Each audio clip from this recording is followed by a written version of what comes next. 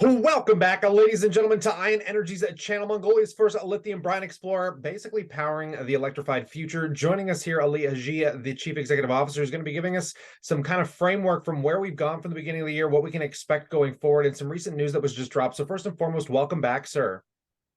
Thank you, Kyle. Always a pleasure. And a pleasure to get you on. So first and foremost, before we talk about the recent news, I wouldn't mind scaling back a little bit, talk about some of the milestones achieved this year so we can kind of framework ourselves for where we're going to be going moving forward.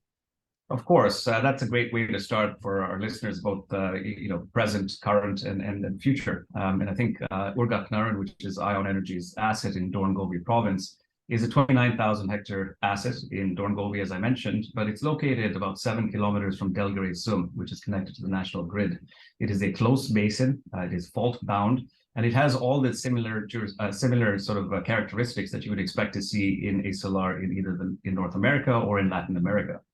We approached this asset this year with a team that consists of Don Haynes and Dr. Mark King, so seasoned exploration geologists in the lithium space that have worked for the likes of Lithium Americas as well as Neolithium.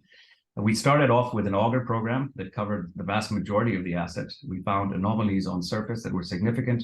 We then collected a brine sample on surface of 918 milligrams per liter, the highest such grade ever produced or seen in Mongolia. So they're rather exciting in that remit alone.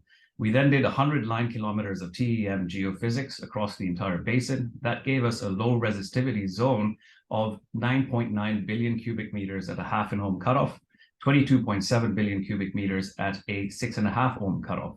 That led us then to drill 3 diamond core holes. The 3 diamond core holes in aggregate amount to about 985 meters.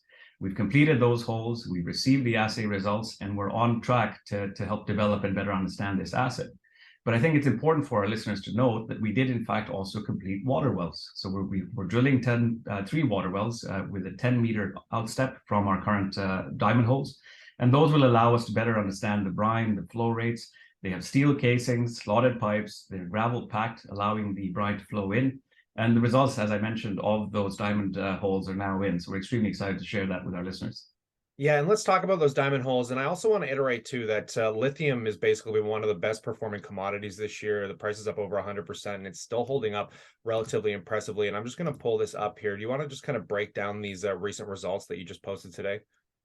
Of course, yeah. So some of the results I think that are of importance, the notable results are 278 ppm, 123 meters of 278 ppm from 122 meters.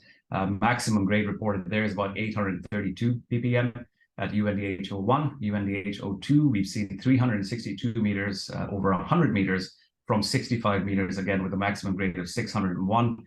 At UNDH03, we've seen 71.4 meters at 360 ppm from 3.6 meters with a maximum grade of 911 ppm. Why that's important? They are relatively shallow. What does that mean? That ultimately means that the cost of production to pump up these brines, remove the lithium, and then put the spent brine back into the ground would be significantly less than, say, if you were operating at 22 or 2,600 meters below surface.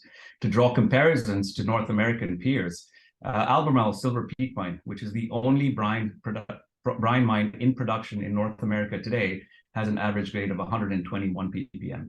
As you can see from the results that we're showing you here on the screen today, our grades range between 278 and 362 meters, very close to surface. I beg your pardon, 362 ppm, very close to surface, and that ultimately translates to a comparison that our viewers can draw. And we're extremely excited with what we're seeing with respect to these results thus far. Yeah, this is pretty incredible. And moving forward here, what should investors kind of look forward to for, those forward-looking milestones coming into the second quarter of next year during these kind of tumultuous markets? Of course, I think, the markets are where they are. Lithium, as you mentioned, continues to rise in price and demand. Yes, we might see a bit of pushback or a bit of scaling back in terms of EV sales, but the price of lithium has sort of started to pump back up again. And let's not forget the price of batteries is up 7% as a result of the prices where they are today.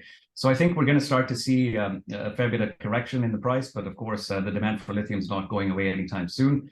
In terms of the catalysts and milestones you can expect from the company, we have a baler system that's being shipped to Mongolia currently. We will start to complete we will complete our 3rd water well. Once that 3rd water well is complete, The baler systems go in, they start to collect brine samples from depth at various intervals, giving us an average grade of the brine column within those water wells, and ultimately allowing us to put together an inferred resource on our assets. We've also told the market time and time again that we continue to have conversations with strategics that might be of interest with respect to what we're doing in country, and those conversations continue to occur as well. So stay tuned for updates in terms of not only strategics, but us working our way towards that inferred resource on Urgakh Naran in Mongolia.